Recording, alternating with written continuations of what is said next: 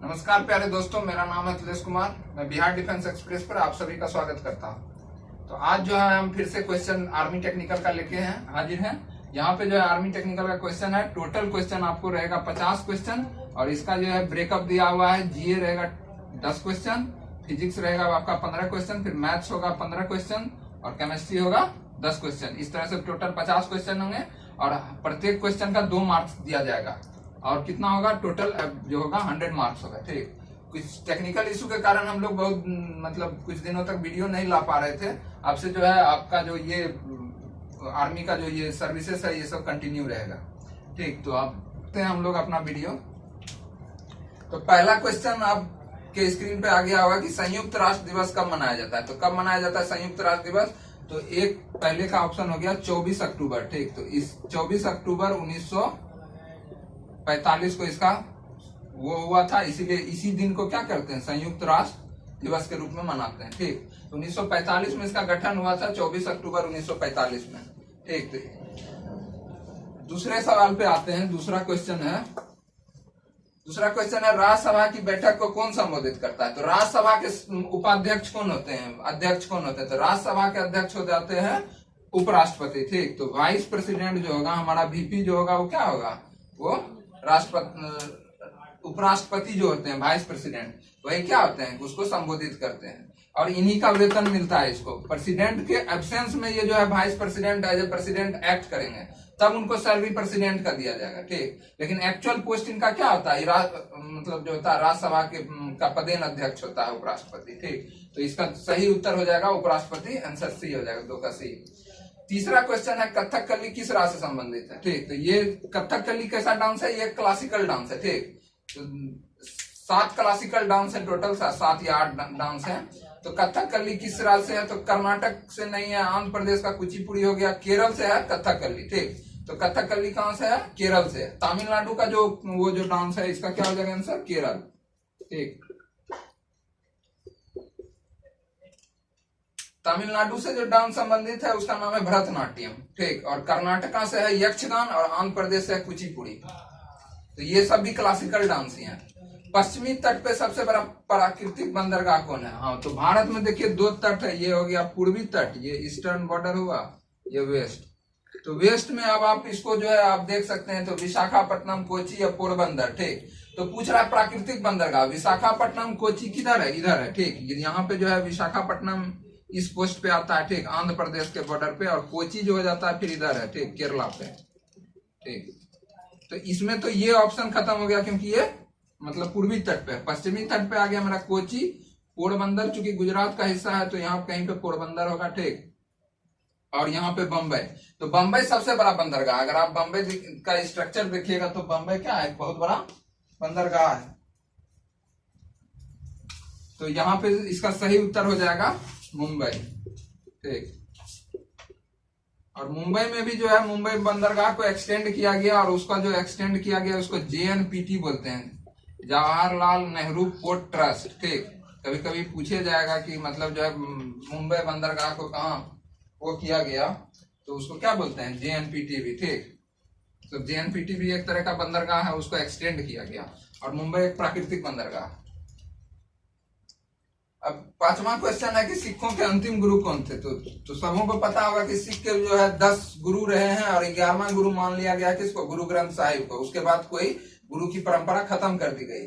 तो लास्ट गुरु थे कौन से? गुरु गोविंद सिंह। ठीक, तो गुरु गोविंद सिंह जो थे, गुरु गोविंद सिंह ये सिखों के 10वें गुरु थे। ठीक, यही खालसा पंथ का निर्माण भी करवाए थे, खालसा पंथ का शुरुआत किए थे और सिखों के 10वें, और इन्हीं के कहने पर जो है गुरु ग्रंथ साहिब को क्या है कि 11वें गुरु के रूप में मान लिया गया कि अब जो मतलब जो होगा ये गुरु वाली परंपरा खत्म होती है। ये गुरु वाली परंपरा स्टार्ट हुई थी गुरु नानक देव से। ठीक, और सिखों के अंतिम गुरु जो है गुरु गोविंद सिंह पे आकर के ये समाप्त हो जाती है। क्वेश्चन नंबर 6, भूकंप मापने का यंत्र क्या होता है? तो भूकंप किससे नापते हैं? तो ऑप्शन ए है लैक्टोमीटर, ऑप्शन बी है बैरोमीटर, ऑप्शन सी है सेस्मोग्राफ, ऑप्शन डी है हाइड्रोमीटर। तो बैरोमीटर से तो वायु दाब नापते हैं, लैक्टोमीटर से दूध की शुद्धता नापते हैं। सी सेस्मोग्राफ जो होता है, सेस्मोग्राफ क्या है कि एक मतलब यंत्र है जिससे हम लोग क्या मानते हैं, सेस्मिक मतलब वो जो सेस्मिक मूवमेंट होता है उसको नापते हैं, और यही क्या होता है, यही भूकंप नापने का यंत्र भी है, तो 6 का क्या हो जाएगा, सी आंसर हो जाएगा। 7वें क्वेश्चन पे आते हैं। 7वें है कि एक्स का पिता एक्स वाई का पिता है, ठीक। इसको सॉल्व कर लेते हैं। क्या बोल रहा है, एक्स वाई का पिता है, तो मान लिए वाई कोई है, इसका पिता क्या है, एक्स है, ठीक। ये बॉक्स बनाने का मतलब है कि मेल है, ठीक। यहाँ जेंडर क्लैरिफाई हो गया। परंतु वाई एक्स का बेटा नहीं है, परंतु क्या है, वाई एक्स का बेटा नहीं है, बेटा नहीं है तो बेटी होगी, ठीक। तो ये सर्कल कर दिया लड़की के लिए। तो वाई एक्स का क्या लगेगी, तो वाई एक्स का क्या लगेगी, वाई एक्स का क्या लगता है, वाई एक्स का क्या लगता है, तो एक्स का क्या लगता है वाई, तो एक्स का बेटी लगती, ठीक। वाई बेटी हो जाएगी, आंसर बी बेटी। ये 7 क्वेश्चन हो गया। आगे बढ़ते हैं हम लोग 8वें सवाल पे। 8th क्वेश्चन जो है, एक व्यक्ति आयताकार क्षेत्र में 6 किलोमीटर चलता है। तो मान लेते कोई आयताकार क्षेत्र है ऐसा, ठीक। यहां से स्टार्ट, ये पॉइंट ए है, point B, point C, point D, ठीक। 4 पॉइंट होगा।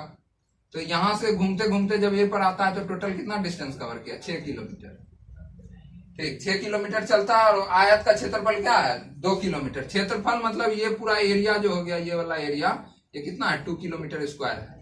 तो 2 किलोमीटर स्क्वायर कैसे हो सकता है, ये अगर 2 1 हो जाए, ये फिर 2 1 हो जाए तो क्या हो जाएगा, ये पूरा इक्वेशन सेटिस्फाई हो जाएगा। 2 1 3, 2 5 1 6, तो टोटल 6 किलोमीटर भी हो गया। 2 × 1 2 किलोमीटर स्क्वायर एरिया भी हो गया। अब पूछ क्या रहा है इसमें कि लंबाई तथा चौड़ाई, तो लंबाई ये हो गई और चौड़ाई ये, तो दोनों का अंतर क्या हो जाएगा, 2 - 1 1 हो जाएगा आंसर, ठीक।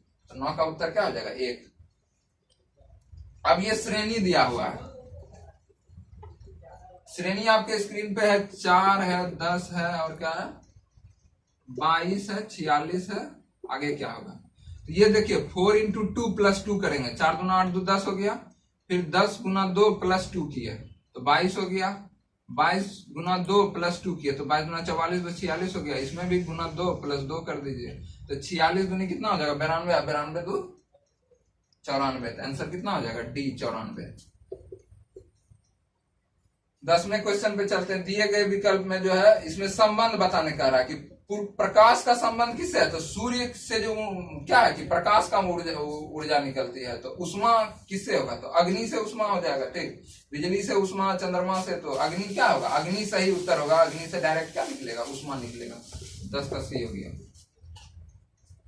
अब भौतिक विज्ञान जो है, इसका भाग 2 आ गया कि 11 नंबर क्वेश्चन से क्या है, 11 नंबर क्वेश्चन से हम लोग का फिजिक्स शुरू हो जाता है। तो बल का एसआई मात्रक क्या है, बहुत आसान सवाल है। बल का एसआई मात्रक क्या होगा, बल का एसआई मात्रक न्यूटन है, ठीक। न्यूटन ही ने मतलब जो है क्या है, वो जितना भी फोर्स मोशन का जो वो फॉर्मूला था वो दिया था, इसीलिए इसका जो है सही आंसर क्या होगा, न्यूटन।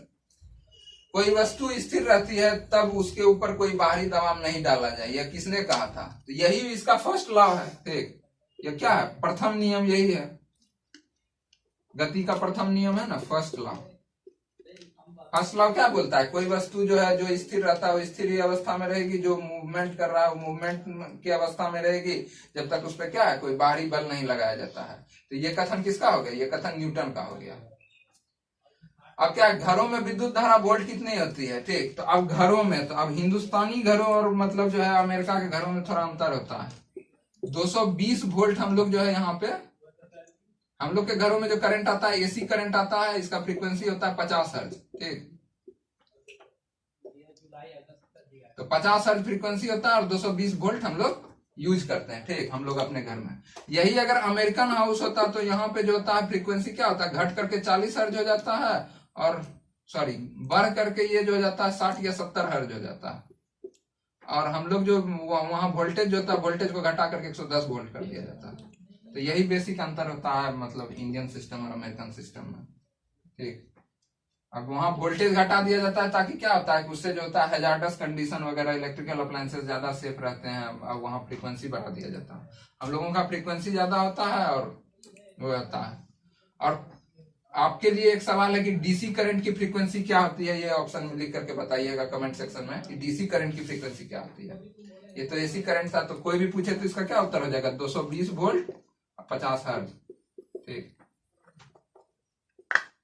14 नंबर सवाल, यदि कोई अवशोषित कणों के बीच की दूरी आधी कर दी जाए तो उनके बीच लगने वाला बल क्या होगा, तो बल जो होता है फैराडेज लॉ के अनुसार क्या होता है, Q1 इंटू Q2 बटा आर स्क्वायर। यही फॉर्मूला होता है, आप पढ़े होंगे कि जो होता है ये जो दो, मान लीजिए ये Q है, ये Q2 है, ठीक, इसके बीच का जो दूरी होता है ये R, इसी से फॉर्मूला निकलता है ये पार्टिकल और ये पार्टिकल के बीच में क्या होगा, एक तरह का फोर्स ऑफ अट्रैक्शन या फोर्स ऑफ रिपल्सन होगा, ठीक। तो वो फोर्स ऑफ अट्रैक्शन या फोर्स ऑफ रिपल्सन जो होगा वो बल कितना होगा, ये दोनों का प्रोडक्ट, ठीक, ये डायरेक्टली प्रोपोर्शनल हो जाता है किसका, इसके प्रोडक्ट के बराबर, Q1 इंटू Q2।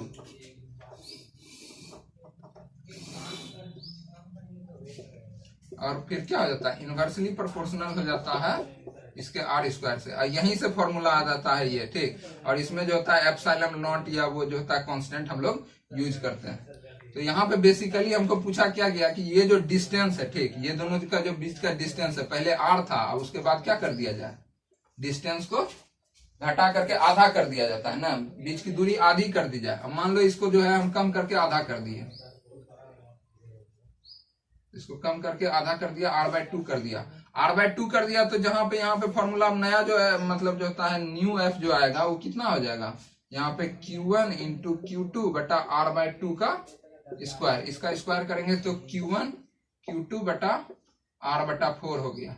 R/4 कहने का मतलब क्या हो गया, ये जो फोर्स हो गया वो कितना हो गया, चौगुना हो गया, ठीक।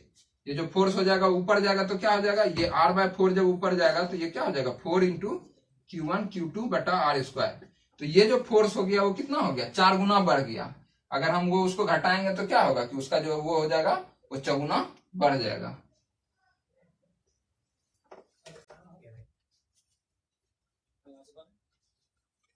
तो क्या हो जाएगा आंसर, डी हो जाएगा, ठीक। अब घड़ी के साथ शीशा है, ठीक, तो घड़ी का जो साथ शीशा होता है वो क्या होता है, वो समतल अवतल लेंस होता है, ठीक। ये किस तरह का लेंस होता है, ये समतल अवतल लेंस होता है। घड़ी वाला जो वो जो शीशा होता है वो समतल अवतल होता है। 15 का आंसर क्या हो जाएगा, सी। अब हाइग्रोमीटर से क्या नापा जाता है, हाइग्रोमीटर से हम लोग क्या नापते हैं, उसका जो है दाब नापते हैं, मतलब सॉरी मॉइस्चर नापते हैं कि कितना ज्यादा वो जो है उसमें भाप का जो है प्रतिशत कितना है, ठीक, परसेंटेज ऑफ वाटर वेपर कितना है। तो इसका आंसर हो जाएगा 16 का डी, ठीक।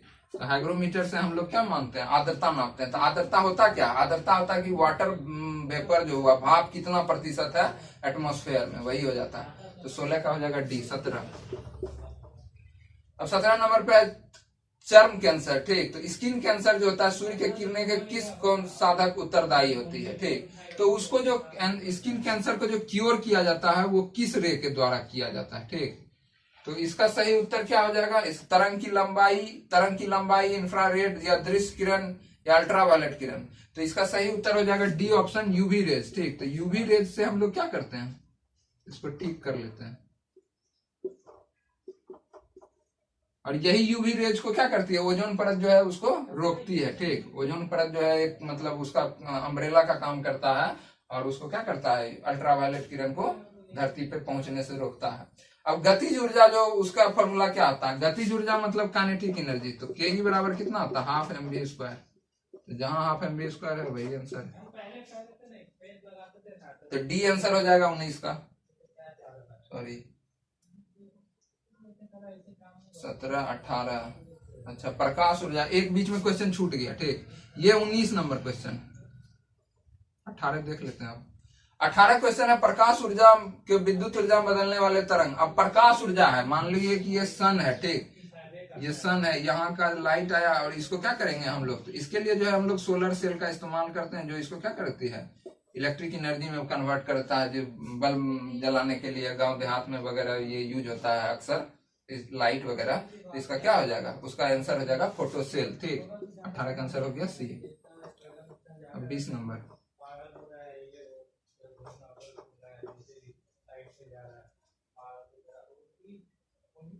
नंबर, दिए गए तापमान वायुमंडलीय दाब में ध्वनि की चाल बढ़ जाएगी। अब किसी तापमान में अगर वायुमंडलीय दाब बढ़ जाने से, ठीक, तो अगर प्रेशर बढ़ जाता है, ठीक, वायुमंडलीय दाब में, तो क्या रहेगा, तो दाब के बढ़ने या घटने से क्या होगा, किसी ध्वनि के चाल पे क्या होता है, कोई इफेक्ट नहीं होता है। तो इसका आंसर हो जाएगा अपरिवर्तित रहेगा, ठीक। तो सी इसका सही उत्तर हो जाएगा। तो प्रेशर बढ़ाने या घटाने से क्या है कि मतलब ध्वनि के चाल पे, ध्वनि के उसके फोर्स पे जो होता है, उसके वेलोसिटी पे कोई डिपेंड नहीं होता। टेम्परेचर पे भले डिपेंड करता है लेकिन उसके प्रेशर पे डिपेंड नहीं करता है। अब है 21 नंबर। 21 नंबर सवाल है, दो समान भार की वस्तु है, अब मान लो दोनों समान भार का है, एम ये भी है एम ये है, ठीक। दो समान भार की वस्तुएं v और 3v से चलती है, इसका वेग है v, इसका वेग है 3v से चलती है। तो गतिज ऊर्जा, तो गतिज ऊर्जा होता कितना है, ke बराबर हम जानते हैं हाफ mv स्क्वायर। तो मास तो दोनों का सेम है, यहाँ v1 का स्क्वायर होगा, यहाँ पे क्या हो जाएगा v2 का स्क्वायर। तो यहाँ 3v का स्क्वायर करेंगे तो कितना हो जाएगा 9v का स्क्वायर। तो दोनों के बीच में रेशियो का अंतर कितना हो जाएगा, यहाँ 1 आएगा, यहाँ 1:9 आएगा, बाकी जो हाफ हाफ mv कट जाएगा, ठीक। अगर इधर भी लिख दे हाफ m v2 का स्क्वायर, ठीक। तो v2 बराबर मेरा कितना है, v बराबर 3v है, v1 बराबर, v2 बराबर 3v है। तो 3v के कारण कितना हो जाएगा, इसका स्क्वायर होगा तो 9v स्क्वायर हो जाएगा, और ये कितना रह जाएगा, ये हाफ mv स्क्वायर ही रहेगा, ये हाफ 9nv स्क्वायर हो जाएगा, ठीक। तो इसको काटिएगा तो हाफ से हाफ कट जाएगा, v स्क्वायर से v स्क्वायर कट जाएगा, 1:9 आंसर हो जाएगा। तो 1:9 मतलब 1/9 आंसर हो जाएगा। बहुत ओरली भी बना सकते थे सवाल को, इतना इसलिए बताया गया कि कोई कंफ्यूजन न रहे। 22 नंबर, छड़ चुंबक के मध्य में, छड़ चुंबक किसको बोलते हैं, इस तरह का जो चुंबक रहता है, ठीक।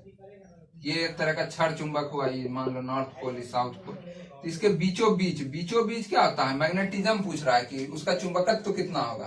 तो यहाँ पे चुंबकत्व क्या हो जाता है, 0 हो जाता है, ठीक। यहाँ और यहाँ मैक्सिमम होगा, पोल्स पे मैक्सिमम होगा, ठीक। और लाइन्स ऑफ फोर्सेस क्या है, नॉर्थ पोल से साउथ पोल की तरफ जाती है, ठीक। और आपस में क्या होगा कि कभी भी ये जो होता है मैग्नेटिक लाइन्स ऑफ फोर्सेस कभी क्या करेगा, कट नहीं करता है। और सबसे ज्यादा घनत्व तो यहीं पे होता है, तो यहाँ क्या होता है, यहाँ पे सबसे ज्यादा चुंबकत्व बल सबसे ज्यादा अधिक होगा, ठीक। ये कुछ जो है चुंबकत्व का प्रिंसिपल है, उसी के मतलब जो था वहीं से क्वेश्चन उठाया गया है। तो इसका क्या हो जाएगा, इसका जो आंसर हो जाएगा ए हो जाएगा, ठीक, 0 0।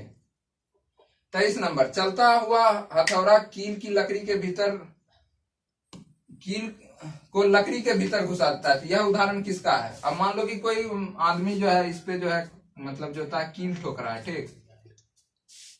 तो कील ठोक रहा है यहाँ पर, तो इसमें जो होता है ये क्या है कि इसके अंदर जा रहा है, इसका मतलब क्या है, इसमें मोशन है, इसमें वेलोसिटी है। तो जहां भी वेलोसिटी हो जाएगा तो ये किस चीज का हो जाएगा, ये हो जाएगा काइनेटिक एनर्जी, ठीक, के हाफ mv स्क्वायर। तो यहाँ जहां वेलोसिटी आया वो क्या हो जाएगा, वो जो एनर्जी का जो सोर्स होगा वो किसका उदाहरण हो जाएगा, काइनेटिक एनर्जी का उदाहरण हो जाएगा। यही पूछ लेता कि खींचा हुआ या मतलब जो था या हथौड़ा ऐसे करके रखा हुआ है कहीं पे, कोई ऑब्जेक्ट पे अगर मान लो रखा हुआ है, तो वो क्या हो जाता है, वो पोटेंशियल एनर्जी का उदाहरण हो जाता है।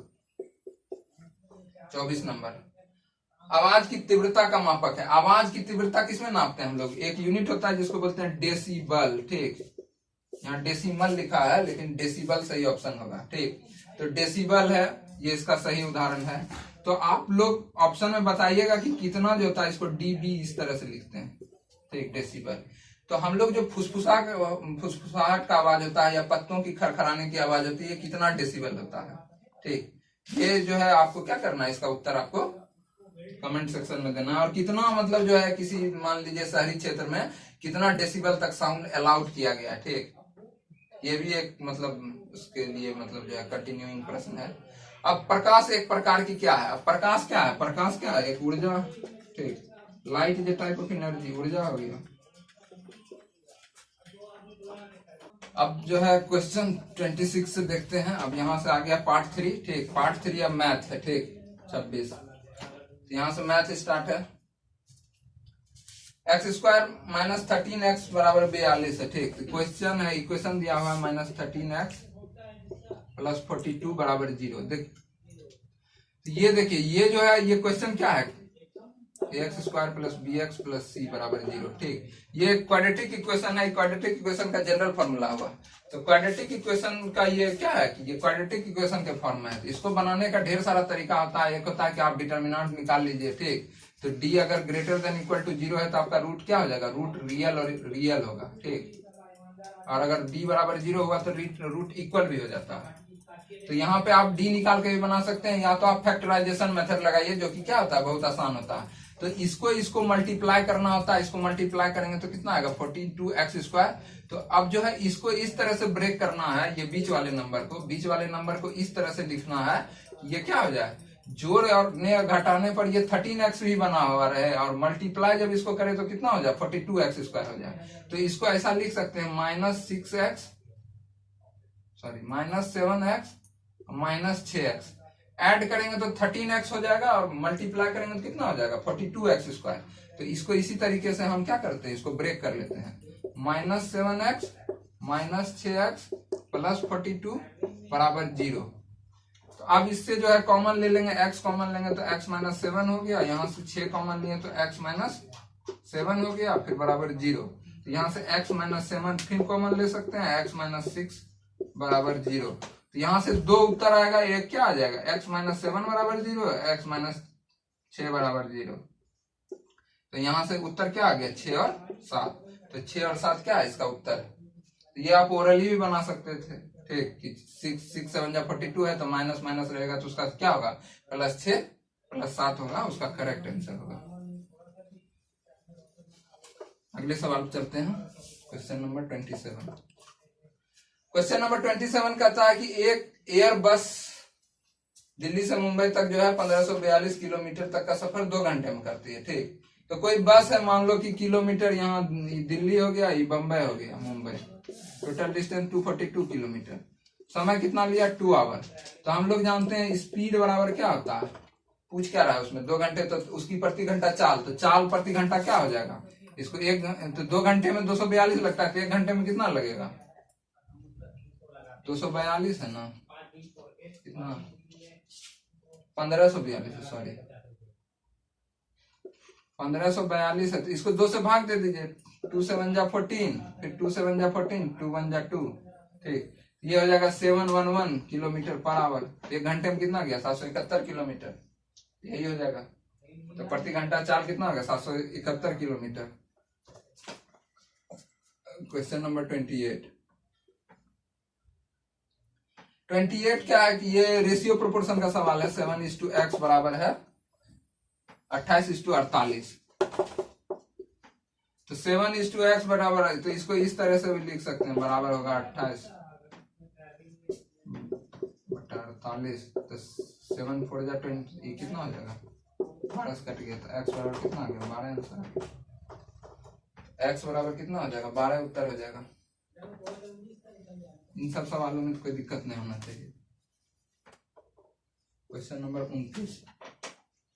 क्वेश्चन नंबर 29 है sin x + cos x कितना होगा।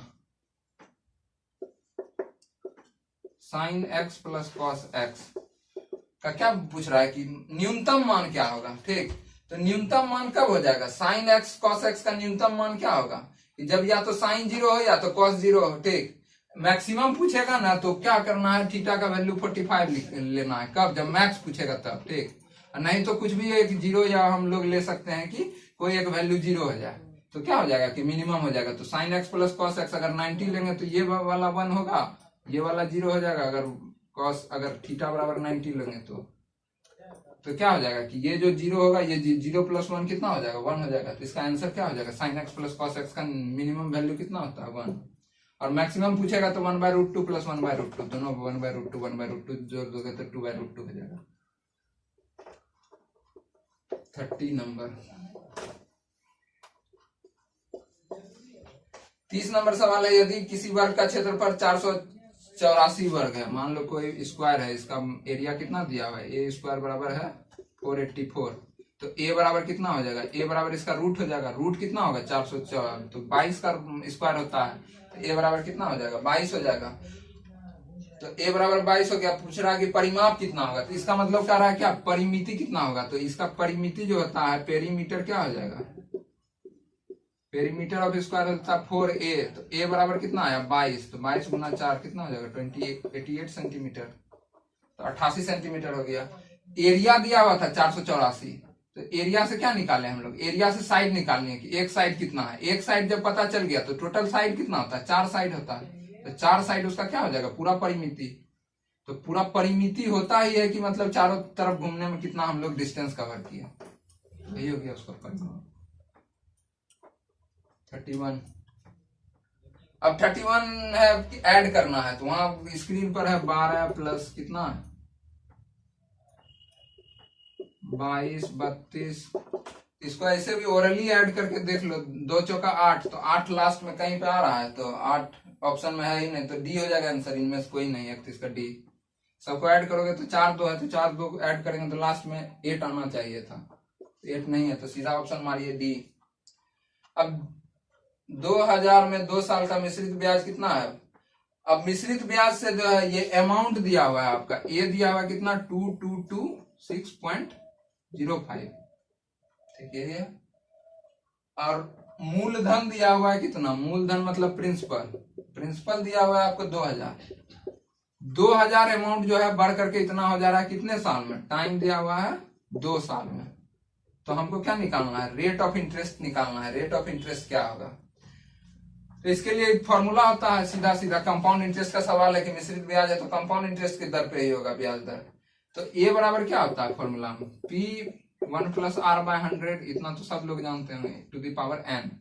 तो 2226.05, यहाँ पे कितना हो गया 2000। रेट तो निकालना ही है, ये है 2 साल के लिए, इसको हम लोग इधर भेज देते हैं, तो 226.05 बाय 2000 बराबर 1 + R/100। तो इसको सॉल्व करेंगे तो ये देखिए 3 जीरो है, तो 3 जीरो ऊपर भेज देते हैं, तो यहाँ पे क्या होगा 3 अंक के बाद डेसिमल हो जाएगा, इसको हटा देते हैं, तो ये ऐसा हो जाएगा, तो इस तरीके से हो जाएगा। इसको अगर सॉल्व करें तो रफली कितना होगा 1.1113, इस तरीके का कुछ आएगा। इधर भेजेंगे तो √1.113 बराबर 1 + R/100, ठीक। इसको और फर्दर सॉल्व कर ले तो ऐसा लिख सकते हैं 100 + R/100। तो 100 + R/100 करेंगे, इसको अगर अब फिर सॉल्व करेंगे तो मेरा जो आंसर आएगा, इसको अगर मान लीजिए इसका रूट निकालिएगा आप, इसका रूट निकालने पे आंसर आएगा 1.0555, इस तरह से आएगा, 1.055 आएगा, ठीक। इसका रूट निकालिएगा तो इतना बराबर 100 + R हो जाएगा बाय 100। अब इसको यहाँ सॉल्व कर लेते हैं, तो इसको सॉल्व करेंगे तो क्या हो जाएगा, इसमें 100 मल्टीप्लाई करेंगे, इधर 100 मल्टीप्लाई करेंगे तो 105.5 हो जाएगा, बराबर क्या हो जाएगा 100 + R। अब ये 100 इधर भेजेंगे तो 105.5 - 100 बराबर R, तो R बराबर कितना हो जाएगा 5.5%। तो यही क्या हो जाएगा, यही उत्तर हो जाएगा।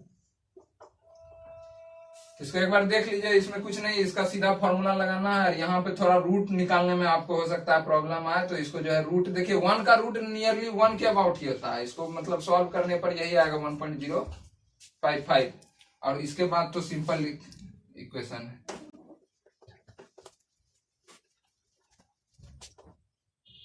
क्वेश्चन नंबर 33, 20 पुरुष किसी काम को 39 दिन में कर सकते हैं, 36 पुरुष किस दिन में। तो इसके लिए फॉर्मूला होता है कि नंबर ऑफ मैन, फिर नंबर ऑफ डेज, फिर नंबर ऑफ आवर बटा वर्क डन, ठीक। फिर इधर M1 D1 H1, फिर M2 D2 H2 बटा वर्क डन, ठीक। तो जितना काम करते हैं वो नीचे आ जाता है, तो वही उसी फॉर्मूला पे सेट कर लेंगे। 20 पुरुष किसी काम को 39 दिन में कर रहा था, 20 पुरुष मैन यहाँ पे आ गया, और दिन कितना लग रहा है 39 दिन 39, ठीक। तो उसी काम को करना है, उसी काम को कितना करेगा 26 पुरुष कितने दिन, तो यहाँ पुरुष कितना है 26, और कितना डेज पूछ रहा है, तो D2 हमको निकालना है, ठीक। तो 13 से काटेंगे, 13 3 जा 13 2 जा, फिर 2 से काट दिए यहाँ 10, तो D2 कितना आ गया 30, तो 30 दिन लग जाएगा, ठीक। क्या लग जाएगा 30 दिन लग जाएगा उसको ये काम को पूरा करने में, तो 33 का आंसर हो जाएगा 30 डेज, ऑप्शन ए।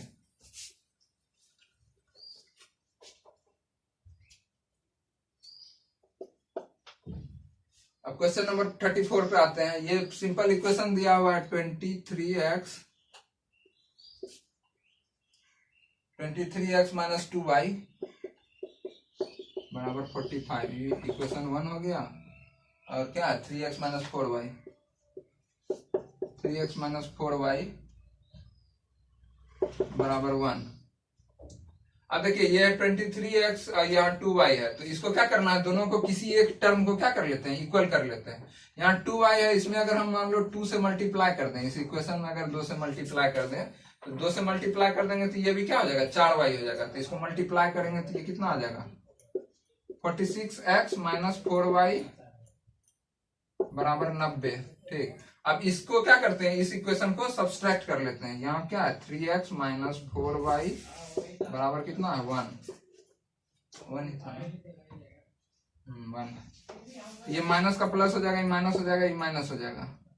तो 46 में से 3 घटाएंगे तो कितना आएगा 43x, और ये तो कैंसिल आउट हो गया, और इसको घटाएंगे तो कितना आएगा 89। हाँ अरे तो 3 बार माना चाहिए था ना। x बराबर 189 क्या 45 गुना 90 गुना 4 23 गुना 46 23x 2x 45 ठीक तो है। 3x 4y 4y कैंसिल हो गया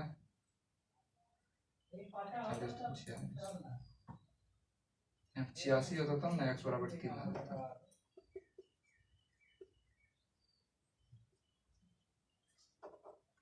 नब्बे माइनस 1 है।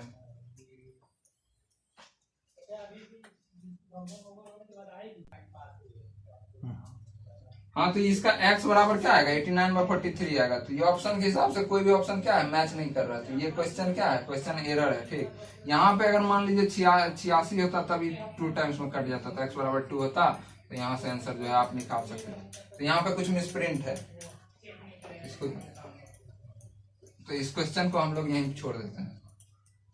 आगे बढ़ते हैं क्वेश्चन नंबर 35। क्वेश्चन नंबर 35 है कि सीधा डिवाइड करना है 924 बट्टा कितना है 924 है ना बट्टा 21। सीधा डिवाइड कर दीजिए कितना आएगा 21 चौका 21 4 बार में कट जाएगा 44। ठीक, सीधा सीधा आंसर आ जाएगा बी। ठीक हो 36 क्वेश्चन पे चलते हैं। ए स्क्वायर प्लस बी स्क्वायर बराबर सी स्क्वायर, ए स्क्वायर बी स्क्वायर सी स्क्वायर बराबर क्या है 0 है। पूछ क्या रहा है A6 ना, हाँ A6 B6 और C6 बराबर क्या होगा।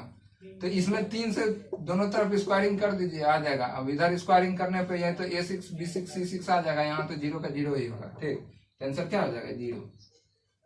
तो देखते बन जाना चाहिए 37। 37 नंबर है। अब ये भी क्या है कि एक समीकरण हल करना है, तो 3 minus 5 plus 2 into 3 plus 5 minus 2, तो इसका मान पूछ रहा है। तो इसका सीधा सीधा क्या हो जाएगा 3 माइनस 7 गुना 3, ये कितना हो जाएगा 5 मिनट हो गया 3, तो 21 इससे कैंसिल आउट हो जाएगा -21 आंसर हो जाएगा -21 -15 आ रहा है 5 2 7 7 21 होगा ना आंसर। हाँ 21 होगा आंसर, 5 2 7 हुआ 7 21 हो जाएगा आंसर। ठीक, पहले ब्रैकेट का क्रिया करेंगे तो 7 आया, 7 गुना 3 करेंगे, और इसको 5 माइनस 2 करोगे 3 आएगा, 3 से 3 0 हो जाएगा। तो यही होगा आंसर 21 होगा, वो भी माइनस का। सिंप्लीफिकेशन सारा गलत ही रहता है क्या। 500 रुपए है। ठीक, और 2 वर्ष में क्या 6% साधारण ब्याज क्या होगा, साधारण ब्याज पूछ रहा है। SI बराबर क्या आता है PRT/100। तो सब कुछ दिया हुआ है 500 ये दिया हुआ है। ठीक, तो 500 का RT% निकाल लो। ठीक, यही होता है RT%। R कितना है, R दिया हुआ है आपका 2 वर्ष है, R 6% है। ठीक, R है 6%, टाइम है 2 ईयर, तो इसका RT% कितना आएगा 12%। तो 500 का 12% निकाल लो, 500 का 12% कितना आ जाएगा 60। यही हो जाएगा उत्तर।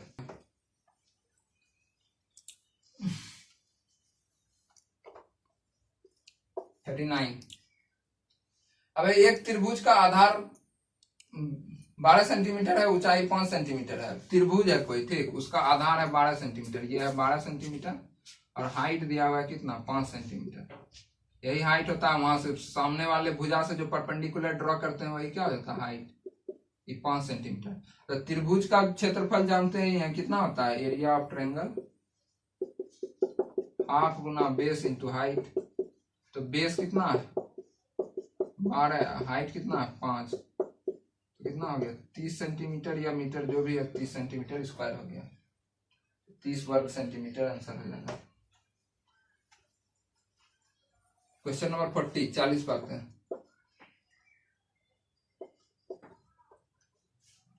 अब 30 लड़कों की औसत आयु 14 साल है। अब मान लो 30 लड़का है, उसका औसत आयु कितना, 14 साल। जब अध्यापक की आयु मिलाते हैं तो औसत आयु 15 साल की हो जाती है।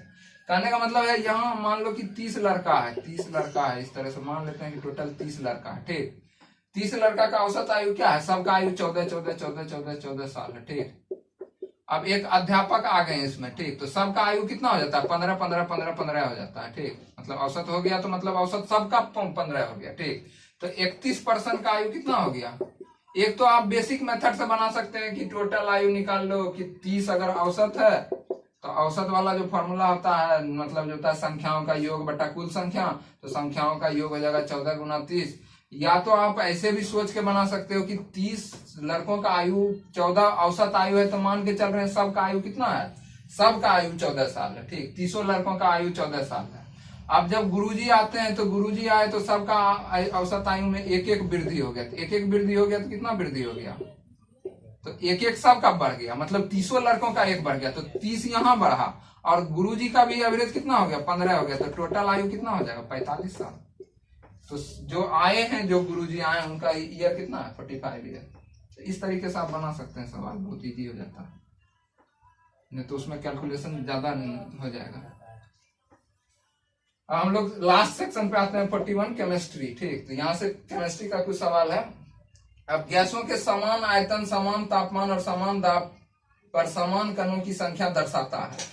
तो ये क्या दर्शाता है, आयतन का पार्सल नियम, चार्ल्स का नियम, पूर्ण गैस का नियम या आदर्श गैस का नियम। तो ये क्या दर्शाएगा, ये दर्शाएगा आपको आदर्श गैस का नियम। शोर मत करो, आदर्श गैस का नियम हो जाएगा। आदर्श गैस का नियम होता क्या, PV बराबर nRT, यही होता है आदर्श गैस का नियम, ठीक। या जहां पे ये प्रेशर है, ये वेलोसिटी होता है, ये नंबर ऑफ मोल हो गया, और ये क्या है, टेम्परेचर है, ये कांस्टेंट। तो PV बराबर nRT, ये डायरेक्ट भी पूछ लिया जाती, फॉर्मूला याद रखना है। 42 नंबर, 42 नंबर पे आते हैं, निम्न में से कौन सा तत्व नहीं है। अब तत्व कौन सा नहीं है, तो आवर्त सारणी, ये वाला जो रहता है पीरियोडिक टेबल, आवर्त सारणी, इसमें जो भी दिया हुआ रहता है क्या रहता है, तत्व रहता है, ठीक। तत्व ऐसा चीज होता है जिसको हम फर्दर डिवाइड नहीं कर सकते हैं, ठीक। उसको जो होता है और सिंपली फॉर्म में क्या है कि ये प्योर सब्सटेंस होता है, ठीक। मतलब वो क्या है कि शुद्ध सब्सटेंस है। तो और इसमें जो क्या होता है कि CO2 जो है यहाँ पे क्या है कि दो तत्व के मेल से बनता है, ठीक। उसको जब मिलाते हैं हम फिक्स प्रोपोर्शन में, तो जाकर के क्या होता है, कार्बन डाइऑक्साइड का निर्माण हुआ। तो ये क्या हो गया, ये हो गया मेरा CO2, तो यहाँ पे 2 हो जाएगा, ठीक। तो CO2 जो हो गया, इसका एक वो लें और 2 अणु इसका लें, 1:2 के रेशियो में जब कार्बन ऑक्सीजन को मिलाएंगे तो क्या बनेगा, CO2। तो ये क्या है, ये एक यौगिक है, ये तत्व नहीं होगा। तो इसका सही आंसर क्या हो जाएगा, इसका सही आंसर हो जाएगा D, CO2, T3, बाकी सारे तत्व हैं। समान रसाकर्षण दाब मिश्रण कहलाते हैं, ठीक। तो समान रसाकर्षण दाब जो होता है उसको क्या बोलते हैं, उसको आइसोटोनिक बोलते हैं, ठीक। इस तरह के सॉल्यूशन को क्या बोलते हैं, आइसोटोनिक सॉल्यूशन।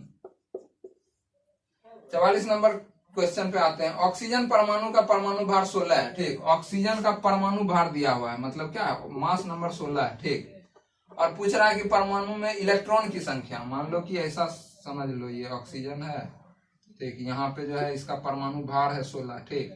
मतलब 8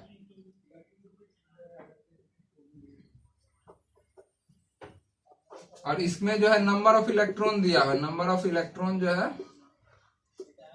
मतलब इलेक्ट्रॉन की संख्या कितनी दी हुई है, 8। अब हम लोग जानते हैं किसी भी जो होता है वो क्या बोलते हैं स्टेबल में, तो 8 इलेक्ट्रॉन 8 प्रोटॉन होता है, ठीक। तो नंबर ऑफ प्रोटॉन भी कितना हो जाएगा, नंबर ऑफ प्रोटॉन भी 8 हो जाएगा। और नंबर ऑफ प्रोटॉन 8 है, नंबर ऑफ इलेक्ट्रॉन, तो number of proton plus number of neutron क्या हो जाता है, उसी का परमाणु भार होता है, प्रोटॉन प्लस न्यूट्रॉन, ठीक। Number of proton plus number of neutron, इसी दोनों को जोड़ दिया जाता है तो क्या हो जाता है, परमाणु भार होता है, जिसको मास नंबर बोलते हैं अंग्रेजी में। यही परमाणु भार होता है। नंबर ऑफ प्रोटॉन दिया हुआ है, नंबर ऑफ न्यूट्रॉन निकालना, मतलब मास नंबर 16 है, यहाँ पे 8 है, तो ये भी कितना होना होगा, इसको भी 8 होना होगा, तभी तो 16 होगा। तो सब कुछ निकल गया। अब क्या पूछ रहा है देख लिया जाए कि किसमें 8 प्रोटॉन 8 न्यूट्रॉन, तो ऑप्शन नंबर बी क्या हो जाएगा, सही आंसर हो जाएगा। तो इस तरह से आप कोई भी क्वेश्चन मतलब दूसरा क्वेश्चन भी बना सकते हैं। इसमें अगर मान लीजिए इसमें तो सब चीज बराबर था, किसी किसी में थोड़ा उल्टा पुल्टा भी रहता है, मतलब किसी का एक वैल्यू कम हो या ज्यादा हो। अब मिनरल ऑयल, मिनरल ऑयल किसको कहते हैं, तो मिनरल ऑयल ऑप्शन है द्रव, पैराफिन, केरोसिन, पेट्रोलियम, गैसोलीन। तो मिनरल ऑयल किसको कहते हैं, तो पेट्रोलियम को, ठीक। पेट्रोलियम ही क्या है कि वो उसको निकालते हैं, या उसको क्रूड ऑयल जिसको बोलते हैं। तो अभी तो बहुत सस्ता हो गया है कच्चे ऑयल का, कोरोना वायरस के कारण जो है, ठीक।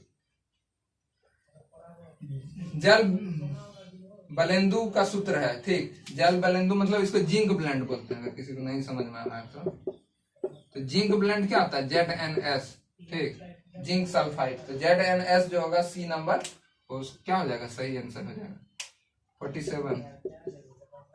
47 है कि हाइड्रेटेड अल्मुनिया और हाइड्रेटेड अल्मुनियम बदलने के लिए, हाइड्रेटेड अल्मुनिया को एनहाइड्रस अल्मुनियम बदलने के लिए, ठीक। तो एनहाइड्रस में बदलने के लिए कोई चीज क्या है, एनहाइड्रेटेड है, उसको क्या करना है, एनहाइड्रस करना है। एनहाइड्रस करने का मतलब क्या है, H2O को हमको रिमूव करना है, ठीक। तो इसको क्या करेंगे, इसको हीट करके जो है उसका मॉइस्चर निकालेंगे, ठीक। तो इसके लिए सही प्रोसेस क्या होगा, ड्रेसिंग, कैल्सिनेशन, रोस्टिंग, स्मेल्टिंग, ठीक। तो इसके लिए जो सही फॉर्मूला हो जाएगा, सही प्रोसेस होगा, वो क्या होगा, रोस्टिंग। रोस्टिंग हम लोग जनरली जो होता है किसका करते हैं, सल्फाइड ओर का। रोस्टिंग और कैल्सिनेशन ये दोनों चीज होता है, दोनों में क्या करते हैं हम लोग, उसको हटाते हैं, मॉइस्चर हटाते हैं, ठीक। तो इसको क्या करते हैं, हीट करते हैं जनरली। जो भी ओर जो हम लोग को निकालना होता है, उससे जो होता है कि मान लीजिए ओर जो है उससे क्या निकालते हैं हम लोग, उससे धातु निकालते हैं।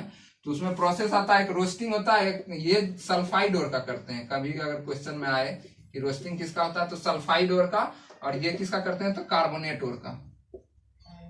इसमें कार्बोनेट ओर मतलब क्या है कि जिसके अंत में CO3 लगा रहे हैं, ठीक। जैसे जिंक, यहाँ ZnS, तो ये रोस्टिंग जो होगा सल्फाइड ओर का होगा। और ये क्या होता है, ये एब्सेंस ऑफ ऑक्सीजन में होगा, ठीक। ये क्या होगा, एब्सेंस ऑफ O2। तो ऑक्सीजन के बिना जो करेंगे उसको रोस्टिंग कहेंगे, ऑक्सीजन के साथ जो करेंगे क्या करेंगे, presence of oxygen, presence of O2। तो O2 के साथ में जो प्रक्रिया करेंगे वो क्या हो जाएगा, कैल्सिनेशन हो जाएगा, ठीक। तो कुछ कुछ बातें जो याद करनी है वो क्या है कि रोस्टिंग जो होगा सल्फाइड ओर का होगा, और कैल्सिनेशन जो होगा कार्बोनेट का होगा। ये मेटलर्जी टॉपिक का हिस्सा है। और सल्फाइड ओर का जो रोस्टिंग होता है उसमें ऑक्सीजन का एब्सेंस होता है, और कैल्सिनेशन में जो होता है हम लोग ऑक्सीजन के मतलब मौजूदगी में उसको हीट करते हैं। बेसिकली दोनों में क्या करते हैं, हीट करते हैं।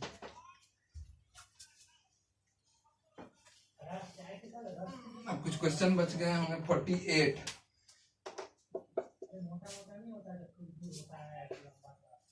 48 नंबर, हाइड्रोजन का उपयोग किस बीमारी की दवा बनाने के लिए किया जाता है। हाइड्रोजन का उपयोग जो होता है, अभी तो एंटी मलेरियल ड्रग बहुत फेमस है। ऑप्शन बताइएगा कौन सा एंटी मलेरियल ड्रग है जो अमेरिका ने भारत को मतलब जो है बहुत क्या बोले बहुत प्रेशर देके मंगवाया, और भारत ने उसके मतलब जो होता है अपना जो है ये एक्सपोर्ट जो कि बंद करके रखा था उसको खोल दिया है बाकी कंट्री को। अभी हाल फिलहाल में पाकिस्तान ने भी मतलब जो है वो डिमांड की है उस ड्रग को।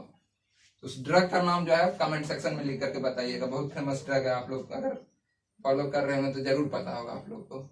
यहाँ पे क्या है कि हाइड्रोजन का उपयोग किस में किया जाता है। हाइड्रोजन का उपयोग जो है कौन से दवा बनाने में किया जाता है, कोलेरा में, ठीक, कोलेरा। और ये ऑप्शन में ये भी बताइएगा कोलेरा किस तरह का बीमारी है, ठीक। ये जीवाणु के वजह से फैलता है या विषाणु के वजह से फैलता है या वायरल डिजीज है या क्या है, बैक्टीरियल है, वायरल है, किस तरह का बीमारी है, ठीक, मतलब इसका कॉजेटिव ऑर्गेनिज्म कौन सा है। अब है 49 नंबर क्वेश्चन। 49 नंबर क्वेश्चन है कि अल्केन, तो अल्केन का फॉर्मूला क्या होता है। तो अल्केन देखो 3 तरह का होता है। हाइड्रोकार्बन जो होता है, हाइड्रोकार्बन, हाइड्रोकार्बन 2 पार्ट में होता है। एक होता है सैचुरेटेड, मतलब एकदम सैचुरेटेड हो, एक हो गया अनसैचुरेटेड। तो सैचुरेटेड जो होता है उसमें जो होगा अल्केन, ठीक, तो अल्केन वाला सारा सैचुरेटेड है। तो अल्केन का क्या होता है कि सीसी के बीच में सिंगल बॉन्ड रहे तो अल्केन। अनसैचुरेटेड जो होगा, अनसैचुरेटेड में 2 पार्ट हो जाएगा, अल्कीन और अल्काइन, ठीक। तो इसका जो फॉर्मूला होता है जनरल फॉर्मूला CnH2n+2, ठीक, तो CnH2n+2, तो अल्कीन जो हो जाता है ये, और अल्कीन हो जाता है क्या CnH2n, ये हो गया अल्कीन, और अल्काइन जो हो जाएगा CnH2n-3। तो ये आपको तीनों बता दिया। आज इस वाले सेट में अल्केन पूछा है, हो सकता है अगले वाले सेट में अल्काइन पूछ ले, या ये डायरेक्ट पूछ ले कि कौन सा सैचुरेटेड है कौन सा अनसैचुरेटेड है। ये 49 नंबर खत्म हो गया। अब लास्ट क्वेश्चन है स्टेनलेस स्टील, ठीक, तो स्टेनलेस स्टील क्या है। अब स्टेनलेस स्टील क्या है, यौगिक है, मिश्रण है, गैस है या घोल है, ठीक। तो ये क्या है, एक तरह का मिश्रण है, ठीक, तो ये एक मिश्रण है जिसको मिक्सचर बोलते हैं। और मिक्सचर भी 2 तरह का, एक होता है होमोजीनियस, ठीक, और होता है हेटेरो। तो ये कौन सा है, होमो। होमो उसको बोलेंगे जिसमें क्या हो कि जिसमें होमो मतलब क्या हो, समान, ठीक, और हेटेरो मतलब क्या हो, अलग अलग।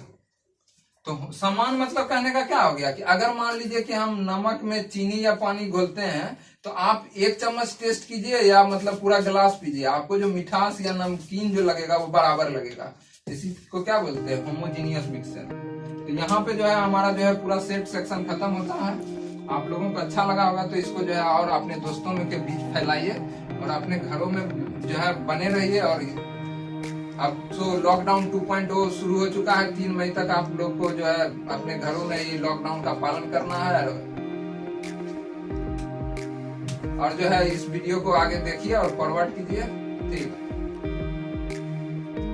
प्लेलिस्ट में और भी वीडियो होंगे, इसके पहले भी मैंने मतलब जो है कुछ वीडियोस वगैरह डाला था, मतलब टेक्निकल और जीडी से रिलेटेड, तो वो भी आप देखना चाहते हैं देख सकते हैं, अपने फ्रेंड्स को बता सकते हैं। और एयरफोर्स का भी वीडियो जो है समान वीडियो चल रहा है। और भी आपका अगर कोई कमेंट या सजेशन होगा तो आपका मोस्ट वेलकम है, comment section is only for you.